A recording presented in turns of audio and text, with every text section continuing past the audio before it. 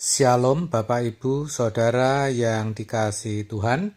Seri pengajaran hari ini berjudul Berdialog dengan Tuhan secara benar.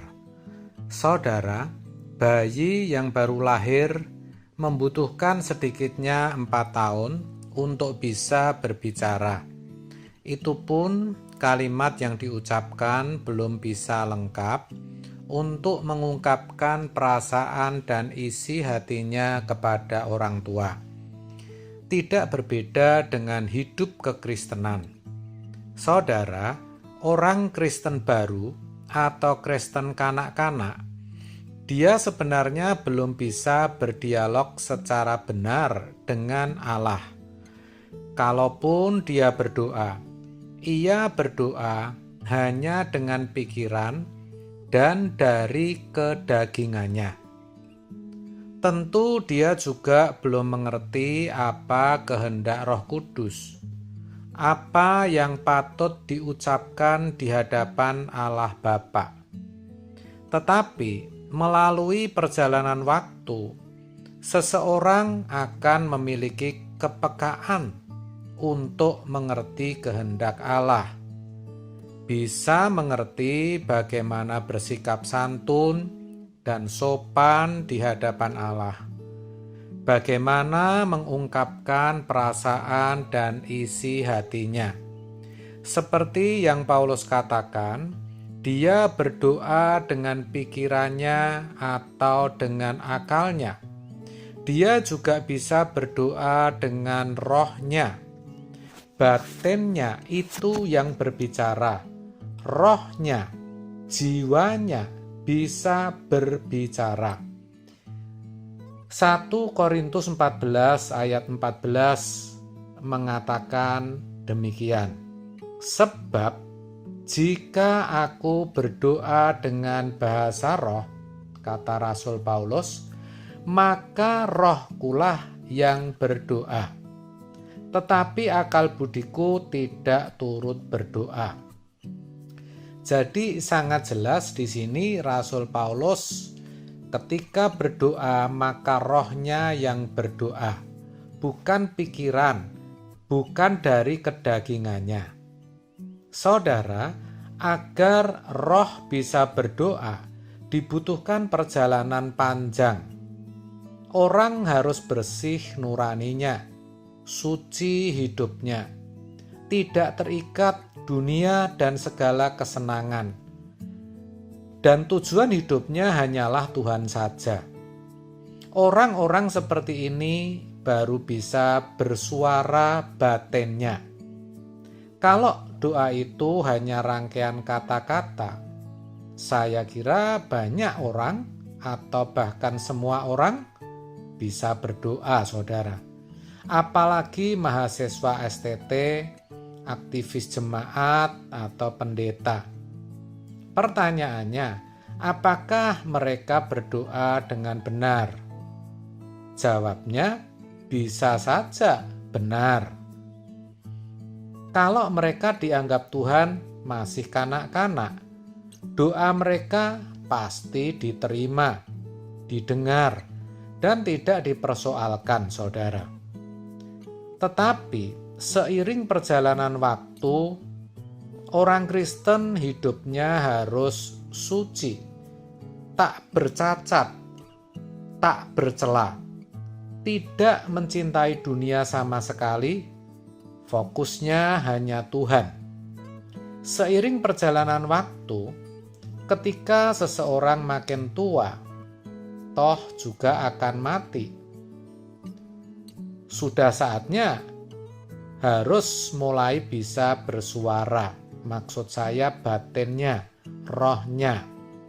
Kalau dulu batinnya masih bisu, tidak bisa mengungkapkan apa yang sesuai dengan kehendak Tuhan dalam kesantunan, kesopanan di hadapan Tuhan, harusnya mulai bisa bersuara dan tidak bisu. Saudara, Tuhan mengajar kita untuk itu. Saya kira banyak orang tidak menyadari, bahkan tidak tahu akan hal ini. Banyak orang pandai, pintar, cakap, dan fasih berdoa. Dia mengucapkan kalimat doa, tapi belum berdoa sebenarnya. Karenanya, kita harus terus bertumbuh di dalam kekudusan, kesucian. Tidak ada percintaan dunia lagi. Dan kita mesti punya waktu duduk diam di kaki Tuhan. Karena Tuhan menghendaki kita bisa berdialog dengan Tuhan. Sekali lagi, Tuhan bukan tidak mau mendengar doa kita yang berasal dari akal, pikiran, dan daging kita. Tuhan mau, saudara, kalau dipandang kita masih kanak-kanak. Tapi seiring perjalanan waktu, kita harus makin dewasa.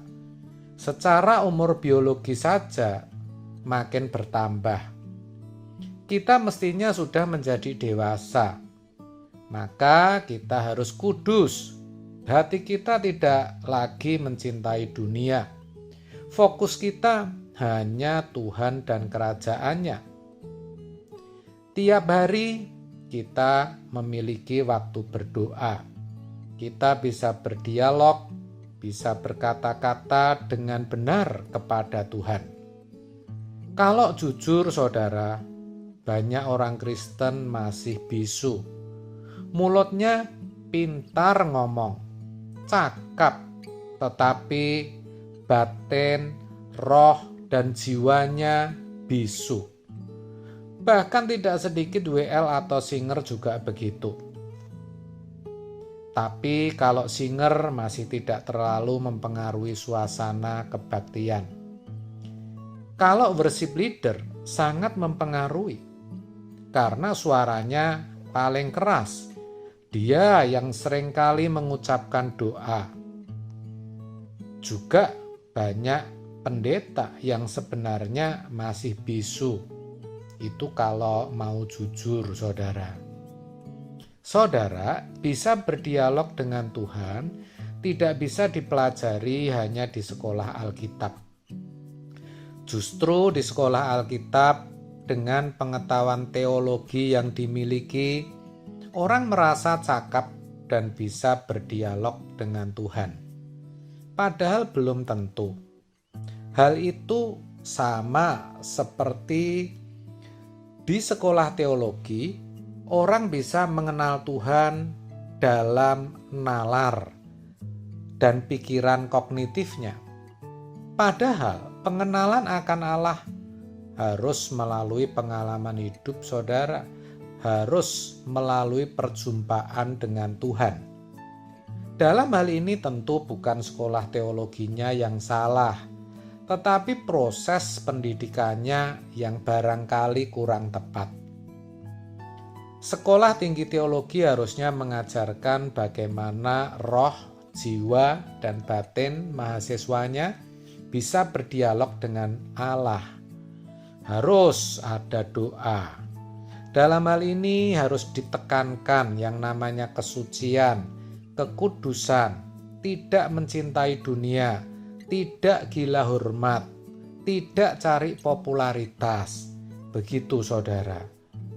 Maka kesucian hidup setiap hari, melepaskan percintaan dunia, fokus hanya Tuhan dan kerajaannya, hati yang sungguh-sungguh mencintai Tuhan, harus dikejar, harus diperjuangkan.